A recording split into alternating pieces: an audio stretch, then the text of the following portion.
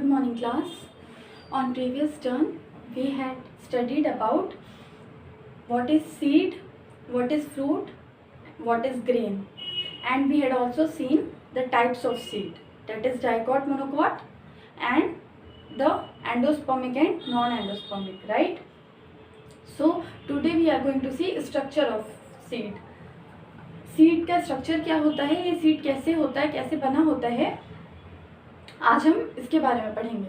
तो students, you know that there are two types of seeds, dicot seeds and monocot seeds. Dicot seeds are those seeds in which 2 cotyledons are present and monocot seeds are those seeds in which 1 cotyledon is present. Okay, so this is the diagram of a image of a dicot seed, and this diagram I have drawn of a monocot seed. Okay, so by the help of these diagrams we will study the structure of the seeds. So students, as you can see, this is a dicot seed. So its outermost covering, okay, seed की सबसे बाहर वाली covering, सबसे बाहर वाली layer, that is called seed coat. Okay, उसको हम क्या बोलते हैं, seed की outermost covering layer जो कि remove भी हो जाती है, that is called seed coat. And this seed coat is divided into 2 parts. Okay, in dicot seeds the seed coat is made up of 2 layers, or you can say it is divided into 2 layers, 2 parts. The first is called testa and the second is called tegmen. Okay, seed coat 2 layers से बनी होती है, testa और tegmen. This outermost seed coat की जो outer most layer होती है उसको हम बोलते हैं टेस्टा, और जो इनर लेयर होती है उसको हम बोलते हैं tegmen. Okay students, the layer tegmen is very thin and transparent. It is generally fused with the टेस्टा. Generally mostly in seeds tegmen जो है वो टेस्टा से फ्यूज होती है. ओके, सो इन दोनों टेस्टा और टेगमेन को together we call seed coat. Okay, it is the outermost covering of seed. The outer layer is testa and the inner layer is tegmen. What is the function of seed coat, या फिर what is the function of testa and tegmen? These are protective coverings. Okay, their function is to protect the seed.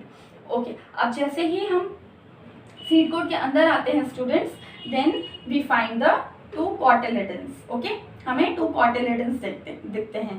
Okay, so what are in these seeds, in dicot seeds 2 cotyledons are found.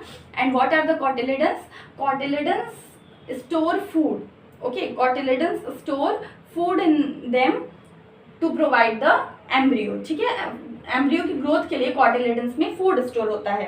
मैंने आपको बताया था कि endosperm से nutrition लेके जो हमारा embryo था वो डेवलप होके फॉर्म करता है रेडिकल, प्रिम्यूल और cotyledons. Okay, so these are the cotyledons.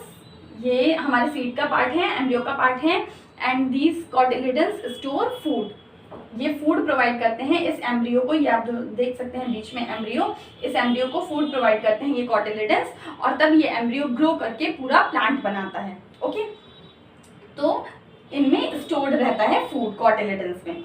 Okay, अब नाउ स्टूडेंट्स, ये मैंने एक सीड की डायग्राम ड्रॉ किया हुआ है. सो इस सीड पे आप देख सकते हैं 2 पॉइंट्स. ओके, हर ये this is the bean seed. Okay, we are discussing about bean seed. So on every dicot seed there are 2 spots we can see. Okay, हम 2 spots देख सकते हैं. The first one is micropyle. ये क्या होता है, ये एक होल होता है माइक्रोपाइल, छोटा सा सीड पे small hole. And hilum, it is a scar. Okay, एक स्कार होता है, एक स्पॉट होता है सीड पे जिसको हम हाइलम बोलते हैं. अब ये इस स्पॉट से क्या होता है, हाइलम क्या है स्टूडेंट्स? हाइलम वो प्लेस है सीड की, आपको पता है कि सीड जो है वो क्या है, मैच्योर ओव्यूल है. ठीक है, और you know that ovule is attach to ovary with the help of placenta. ठीक है, प्लेसेंटा की हेल्प से जो ओव्यूल है वो ओवरी से अटैच रहता है. तो हाइलम वो प्लेस है जिस प्लेस पे हमारा ये जो सीड है वो ओवरी से, या फिर जो ओव्यूल है वो ओवरी से अटैच रहता है through placenta. Okay, so because ये यहाँ से ओवरी से अटैच रहता है तो इस प्लेस पे एक स्पॉट रहता है, उस स्पॉट को हम बोलते हैं हाइलम. ओके, एंड माइक्रोपाइल क्या है, माइक्रोपाइल यहाँ पे इस प्लेस पे हाइलम के पास में, the near about the hilum there is a small pore और स्मॉल होल इज प्रेजेंट. एक छोटा सा पोर होता है, that is called micropyle. And you know what is micropyle? Micropyle is the that place of ovule through which pollen tube enters inside the ovule. ठीक है, ovule की वो प्लेस जहाँ से पोलन ट्यूब ओव्यूल के अंदर एंटर करती है, that is called micropyle. Okay, तो इसी जगह से पोलन ट्यूब ओव्यूल के अंदर गई थी और अब ये एक होल के एज अ पोर ये परसिस्ट करता है सीड में। और स्टूडेंट्स इसका काम क्या होता है, germination, because to germinate the seed water is necessary. Okay, तो हम इसको क्या करते हैं, सीड को सोक करके रखते हैं वाटर में। सो सीड के अंदर जो वाटर जाता है वो इसी माइक्रोपाइल के थ्रू वाटर सीड के अंदर जाता है। ओके, सो जब वाटर सीड के अंदर जाता है तो by the help of that water and proper temperature and proper oxygen the seed germinates. Okay, so micropyle क्या है, माइक्रोपाइल एक छोटा सा स्मॉल पोर है जिसके थ्रू वाटर सीड के अंदर जाता है। And also respiratory gases exchange भी सीड के अंदर इसी माइक्रोपाइल के थ्रू होता है। ओके, इसी पोर के थ्रू गैसेस एक्सचेंज होता है सीड में। ओके, तो हमने सीड कोट देख लिया, कॉटिलेडन्स देख लिए, माइक्रोपाइल और हाइलम देख लिया। अब नाउ स्टूडेंट्स, ये in the centre this part, this black colour part which I have drawn by black color, this is called embryo of the seed. Okay, इसी को एम्ब्रियो बोलते हैं सीड का। और इस एम्ब्रियो का lower part, this part is called radical. The lower part of this embryo is called radical. इसको हम रेडिकल बोलते हैं। और रेडिकल का फंक्शन क्या होता है, इसका क्या फंक्शन होता है, ये आगे चल के फॉर्म करता है हमारे प्लांट की क्या, रूट। ओके, प्लांट की रूट का फॉर्मेशन होता है रेडिकल से। और students, the upper side of the embryo, the topmost side of the embryo is called plumule. Okay, this part is called plumule. This plumule has two leaf-like structures. इसके पास two leaf-like structures होते हैं। और यही plumule क्या करता है, ये आगे चल के बनाता है हमारा शूट। ये शूट का फॉर्मेशन करता है। ओके, सो इस एम्ब्रियो के दो parts, the top part is called plumule. What happens by the help of plumule? Plumule helps in formation of shoot, and the bottom end of the embryo is called radicle. It helps in the formation of root.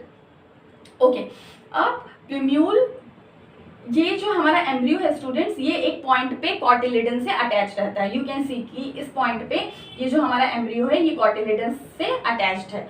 Okay, सो जिस point पे ये हमारा embryo cotyledon से attach रहता है उसके ऊपर, the place where the embryo is attached to the cotyledon, उसके ऊपर और प्लूम्यूल के बीच में। Okay, so in between the plumule and in between the plumule and the place where the embryo is attached to the cotyledon, इन दोनों के बीच में जो स्पेस होती है उसको हम बोलते हैं एपीकॉटिल।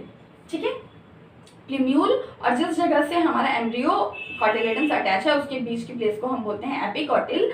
और जस्ट उस प्लेस के नीचे का पार्ट और रेडिकल और अटैचमेंट, पॉइंट ऑफ अटैचमेंट के बीच का part, that part is called hypocotyl. Okay, so students, what are the functions of epicotyl and hypocotyl? They generally elongate. Okay, epicotyl elongates, due to which plumule comes over the ground and the plant develops. epicotyl develop करता है जिसकी वजह से plumule seed के बाहर आ जाता है और प्लांट डेवलप होता है। और इसी तरह हाइपोकॉटिल इलोंगेट होके, हाइपोकॉटिल के इलोंगेशन से रूट्स का फॉर्मेशन होता है। रेडिकल हमारा नीचे जाके रूट्स बनाता है और ये प्लांट रूट के इलोंगेशन में हेल्प करता है hypocotyl. Okay, so students, this is all about the dicot seed.